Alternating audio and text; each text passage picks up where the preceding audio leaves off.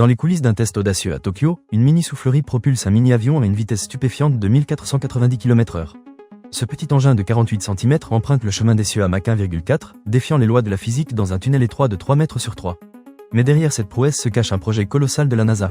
Ce micro X-59, réplique à l'échelle du véritable avion expérimental, mène une mission ambitieuse, surpasser le mur du son sans causer de chocs assourdissants au sol. Grâce à sa forme effilée et à son aile arrière, il tente de dissiper les ondes de choc sonique pour n'offrir qu'un doux thump à l'auditoire en contrebas. Ce test en soufflerie à Tokyo n'est que l'un des multiples défis relevés par les ingénieurs aéronautiques. Après des essais simulés par ordinateur, cette mini-réplique du X-59 a été confrontée à des vitesses supersoniques pour valider ses performances. Chaque détail compte pour préparer le vol inaugural, dont la date approche à grands pas. Le programme X-59 s'inscrit dans la mission KEST de la NASA, visant à rendre le vol supersonique socialement acceptable. En survolant les villes américaines, cet avion expérimental recueillera les retours des habitants sur les nuisances sonores et vibratoires. L'objectif ? Dépasser l'interdiction du vol supersonique au-dessus des terres, en place depuis près de 50 ans. Ce modèle de 48 cm lancé à la vitesse vertigineuse de 1490 km/h à Tokyo pourrait bien révolutionner le transport aérien.